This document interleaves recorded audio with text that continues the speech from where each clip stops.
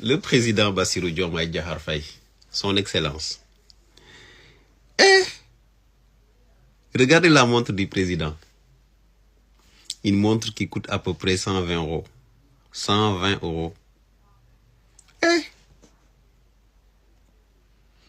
on vient d'avoir vraiment un président. Parce que je ne pouvais pas comprendre de voir diriger un pays qui est en proie à la pauvreté la plus extrême, que ce soit pauvreté en matière d'infrastructure ou bien même pauvreté au niveau des poches des Sénégalais. Ils portaient des montres de 45 000 euros, des montres de 50 000 euros. Mais là, ce que je vois là, ça me rassure. Voilà donc une personne qui sait pourquoi il est là. Une fois sur le pouvoir, il ne s'est pas dit, comme avait dit l'autre, on ne va plus manquer d'argent. Non. Il pense que, en tant que chef d'État, il a le devoir de respecter les biens publics, de préserver l'argent des Sénégalais. On peut s'habiller classe, on peut s'habiller chic,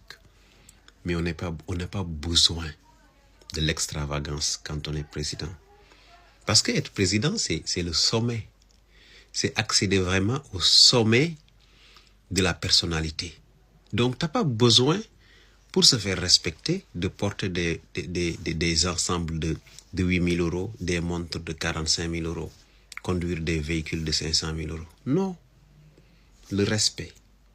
la grandeur, Dieu te l'a déjà donné le jour où tu es devenu le président de la République. Heureusement que son Excellence le comprend. C'est pourquoi il ne mise pas sur le port vestimentaire pour essayer de prouver au monde qu'il est le président des Sénégalais. Non. Et lui, il fait d'une chose. La meilleure manière de prouver au monde que je suis le président de tous les Sénégalais, c'est de s'attaquer aux problèmes des Sénégalais. Et ça, c'est très important. Parce qu'en réalité, c'est ce qu'on attend d'un dirigeant responsable. On ne jugera jamais la qualité d'un dirigeant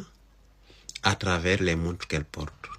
à travers les véhicules qu'il conduit, parce qu'il en aura à disposition, parce que c'est le peuple qui réunit ses biens et le donne. Et le jour où le peuple décide de faire de toi une personne riche, de te donner les moyens, tu en auras à gogo. Donc ça ne sert à rien d'investir ou de miser sur ça, de mettre l'accent sur le port vestimentaire. Monsieur le Président, vous avez mon soutien. Continuez dans ce sillage. Le Sénégal n'a pas besoin de montres de luxe au palais, ni de véhicules de luxe. Il a besoin d'un cerveau de luxe. Et votre cerveau là, c'est du luxe XXL. Assalamu alaikum wa rahmatullahi ta'ala wa barakatuh. Sama mbokki patriote yi ziar naa leen gannaaw ba ñu jullee di leen balu xaq ñépp di baal ñépp di ñaan yàlla mu nangul nu suñu koor lépp luñ ci jaamu yal na ko suñu borom ful ci barke alxuraanul karim ñun ñépp ñu teewee déwén kenn bañ a manqué. ñu ñëw benn vidéo bu gàtt rek wax ci Bouba Ndour. dafa am lu Wolof Njaay wax Bouba Ndour, dama xamul ndax sama wolof yi danga ko déggam déet. Wolof Njaay daf ne geenu golo gudd na lool waaye lu ca dal boroom yëg ko. bu ñu waxee loolu ba pare dañu laal sa waajur, ñuy ñaanal sa waajur woowu yàlla xaare ko aljanna, waaye dañoo laal sa waajur nga taqalikook sa sago. resenootuloo ba ngay wax xen nga doon waxee. ma di la xamal ne xen googu nga doon waxee ak lala jàpp aal bala jàpp ba nga waxee noonu lu ko raw moo nekk ci patriote yi. sa waajur lañ tudd nga melokaan woowu, waaye dangaa fàtte ne Ousmane Sonko day moo ëpp ñi mu jaboote ci Sénégal. kon lañ ko wax ci sa plateau boobu touché na nombre boo xam ne bi weesu na fa ngeen ko natt ndax Ousmane Sonko dafa am ñoo xam ne ñii mooy ñu bari mooy seen kilifa ngeen jàpp kilifa jàmbur ndax Ousmane Sonko kilifa jàmbur la doomu jàmbur la jëkkëru jàmbur la papay jàmbur la ngeen teg ci moom looloog loolu yow bañ ko jëlee teg ko ci say waajur nga génne colère bi nekk ci yow est-ce que xam nga ne colère boobu ñun buñ ko génne woon dara du baax Sénégal waaye nag am nañ maîtrise am nañ savoir raison garder ba lépp lu ñuy wax ci ay kàddu yu sell lañ koy teg ci lu tekkaaral lañ koy teg ci lu nit mën a dégg lañ koy teg naam nag metti nañu lañu wax président Ousmane Sonko ci sa plateau boobu dañoo yaakaaroon ne boo génnee dangay balu waaye baluwuloo dangaa ñëw faire comme si l'affaire ne t'intéressait pas waaye ba ñu tuddee sa waajur fàtte nga lépp gis nga degré boobu nga toll ba tàqalikook sa sago ñun ñii ci degré boobu lañu toll kon nag bu ëllëgee soo bañee ku laal si say waajur éviter ñuy laal waajuru jàmbur ci say plateau lii mooy dëgg nañu teg lépp ci yar ak teggin la waykat ba waxoon rek